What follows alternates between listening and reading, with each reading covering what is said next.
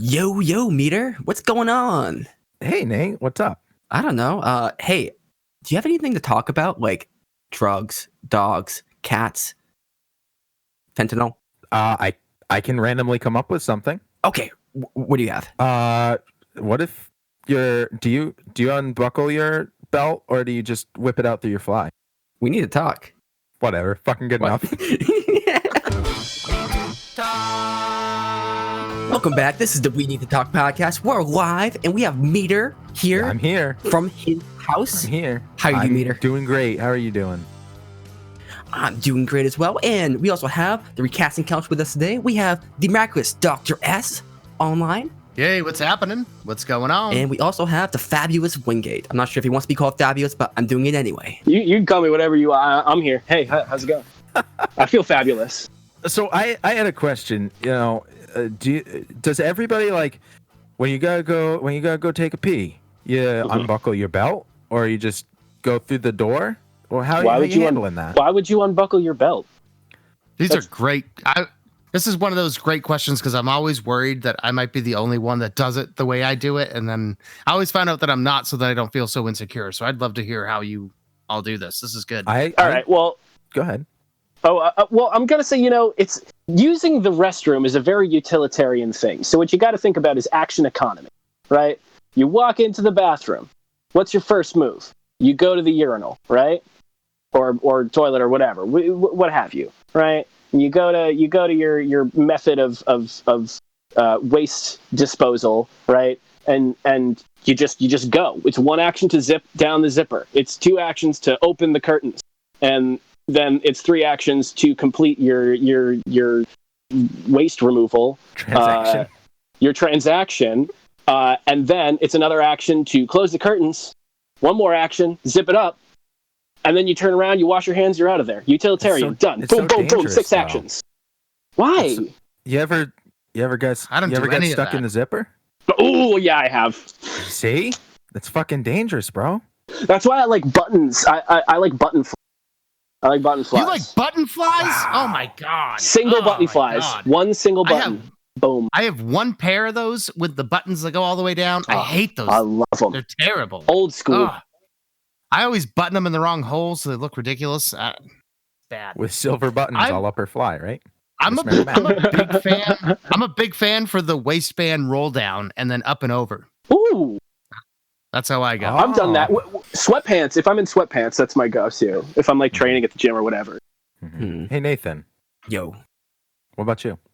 So I'm kind of on board with the whole minimal actions required because it depends on circumstance. So I used to wear a suit, and the thing was with a suit, you have your dress shirt tucked in, and so then I would usually go, through the zipper because just untucking the shirt is just a huge, big issue, right? Like it takes forever to get back in perfect because I have to look. Yeah, good. Those are long shirts, bro. Yeah, and it never goes back in the same way. It never tucks back in correctly ever again. So if I'm wearing a suit, definitely through the zipper. Sometimes if I have like I don't know how to put it exactly. Certain underwear I have is not very conducive for pulling it down. It's just kind of tight. So that would be through the zipper. But if the pants I'm wearing are easy enough to pull down or shorts, I'll just go, just pull it down. Up and over. Like all the way down, or you just do the up and over now? And usually just pull the front down. And wait, nobody here does all the way down, right? Because that's weird. No, I've done it. What? That's so weird. There's nothing funnier than being at a bar a little bit tipsy, right? And going in and just going pants down to the knees, pissing into the urinal. The looks you get when people walk in, you get the whole place to yourself. Until you get that one dude that gets it, he's just like, fuck it, I'm going to pee right next to this guy. Now that guy, that's a guy you go buy a drink with. That's a hero. Not all heroes wear capes. But yeah, I could say I've done something similar at the gym. Not like, if you're at the gym, you just walk around naked in the locker room, and you kind of do that. Yeah, that's true. It's a little bit different, but a little bit the same, I guess. So I've done it in a way, but sure, not ever just like it. Steve, is that your go-to? Walking around naked? No, pants down. Usually unbuttoned and then over the waistband. I feel like like if I'm wearing like a full suit, then you gotta go zipper. But even then, it's like zipper and over the waistband, like through the little door, it like cuts off. It like restricts flow. Well, we don't all have Foster's cans down there. Okay, so. well, So maybe I tipped my hand on that one. Not my. So one of the things I ran into this past winter, I climb cell phone towers for a living, and I have to wear like it feels like 17 layers. I mean, I wear like the long johns, and then there's boxers underneath that, and then over the long johns, there's generally some sort of like fleece liner, and then there's jeans, and then there's like snow pants or like overalls in general. So, and plus it's like freezing cold. So you generally have to go through like 8 inches of fabric to pull out like 1 inch of, Okay. Yep. of device. You know what I mean? So it really makes it quite difficult. So for that, there's generally like like many layers of unzipping and then up and overs and then through and outs just to get there. Mhm. It's very difficult in the wintertime. So if I had my option, it would normally just be the up and over, but in the wintertime, when you're wearing multiple layers, how do you guys generally deal with that when you have to go through multiple layers? I always just wear jeans. Yeah, just jeans. Oh, okay. Yeah. So you don't like, I don't have a real You guys don't job. do, like- I sit at a desk. but like, how about like with like snowboarding or just going outside and playing in the snow or anything like that? You never what's had that that? O word you said? Outside. Yeah, I mean, obviously we haven't been out there for a while, but I'm sure we will eventually. Oh, I don't. Dude, I don't hike really do every that. other day, man. I'm going outside.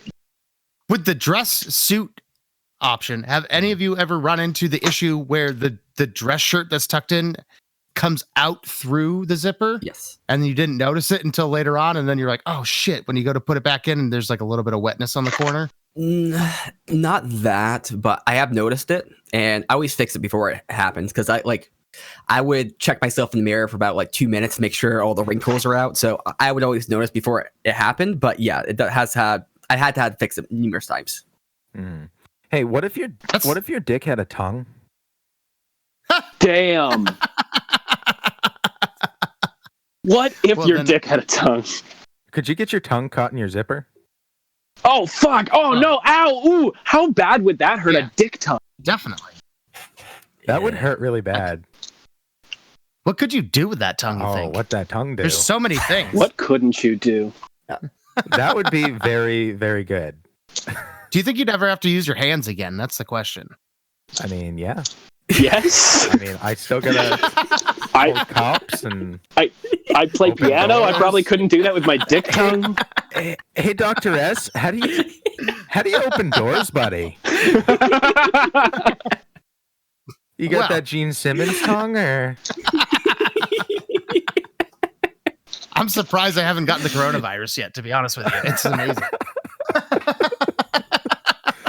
No, we've all gotten our dick caught on our zippers. Has anyone that had yeah. it so bad where they bled? Because I've had that happen. It took off a piece of skin, yikes? and Ew. it I wasn't haven't like a done huge that amount in of blood, but yes, many, blood. many years. I did it Pepin, once or twice, and that was enough to learn my lesson. Yeah. over the time listening to your show, I gotta imagine your dick looks so war torn at this point. Like, my God. Well, it's got a couple that's- battle scars. You know that stereotypical like Russian with all the face scars, and that's an Yes. stick. Looks like a topographical map of Utah. He's sitting in a Russian bar somewhere drinking vodka. Be like, tell you about this scar right here. Like a treasure I map. got this scar, Soviet Russia. Poor Nate. Sir, please leave the bar. Sir.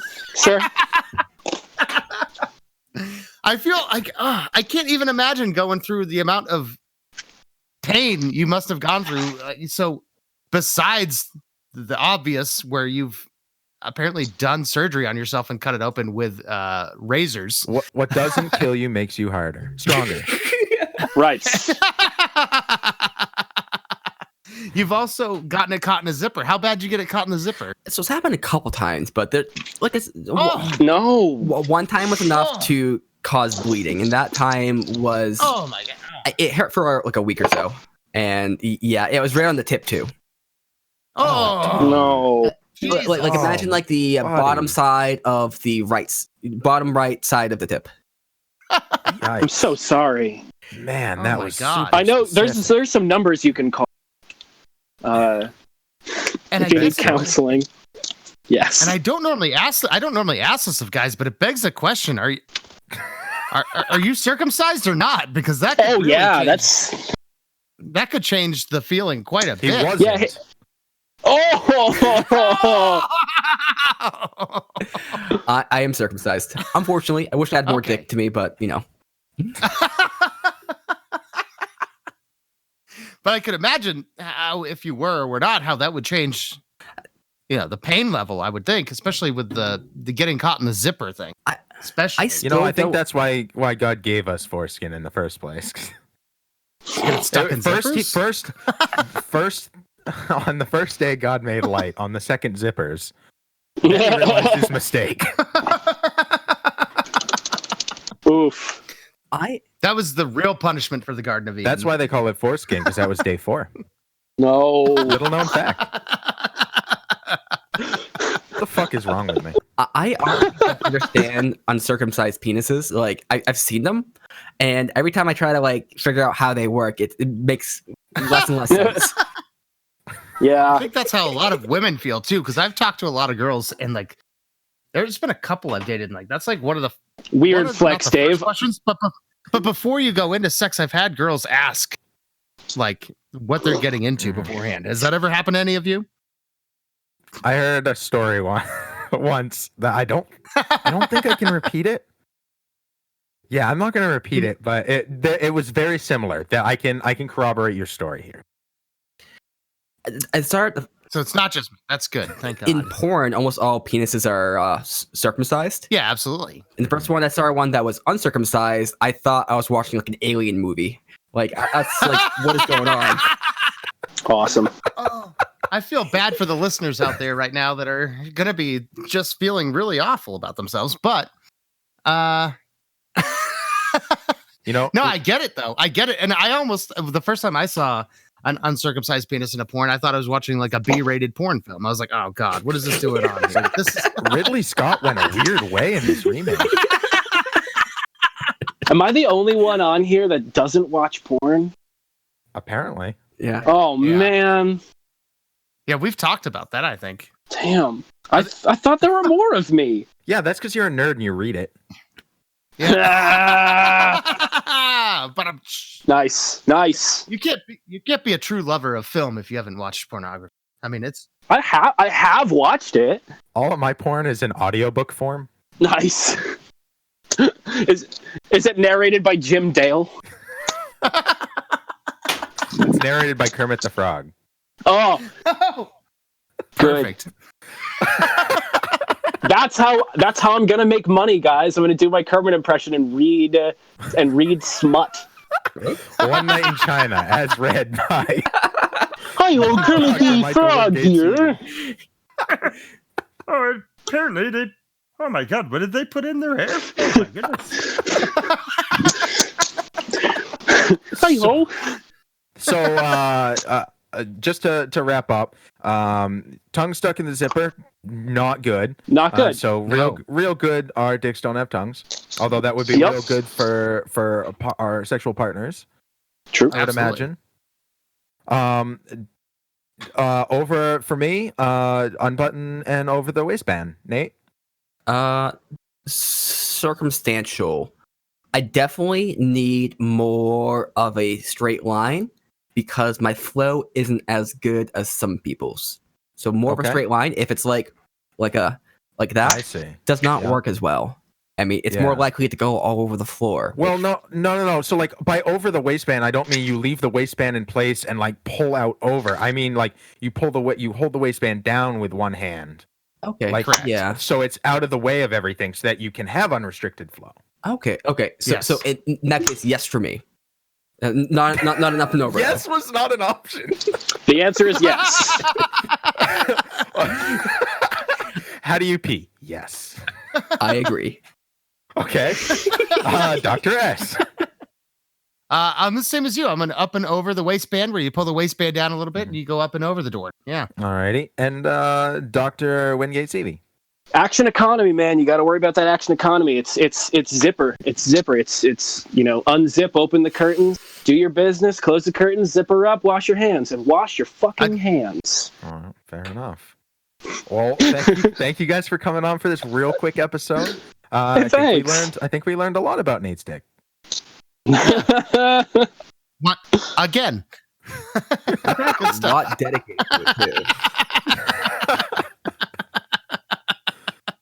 So, where can we find Recasting Couch? You can find it on Anchor.fm. You can find it on Spotify. You can find it on iTunes and basically everywhere. Basically, all your major podcast distribution places. Yeah.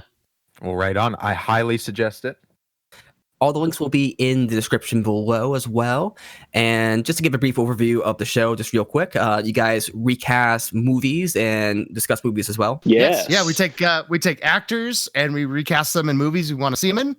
And then we take movie roles and we recast people in those roles that we think would be better. Because most of the time they did it dead wrong. So and Wingate, you have other podcasts as well, right? I do. Out right now, I have a few episodes out of a show called Roll With Me, which is an interview-style talk show where I talk to all sorts of nerds about nerdy stuff like tabletop role-playing games, Dungeons & Dragons, and Pathfinder, and Monster of the Week, and we talk about how it impacted their life and how they play it and where they find the fun in it. It's cool. I'm trying to learn a bunch about the nerdy world as I possibly can, and it's been a fun ride so far. Let's tease a future episode. Pepin, I think you'll be on board with this. You had brought this up to me at one point. Let's have you back on and tell some D&D stories, like some things that have happened, maybe funny, maybe ridiculous, or just I would general. love that. That sounds like a lot of fun. Yeah. That is something I'm definitely down for. That's something I've listened to a bit as well. It's just people telling awesome D&D stories. I don't know why it's so entertaining, but it's just some of the stories people tell are so amazing. Let's get so into it. Yeah, check out my show. We talk. There's usually at least one role playing story per episode. And the name of that show again? Roll With Me. Roll With Me. Well, thank you guys so much for coming on, and I think very soon in the future we need to talk.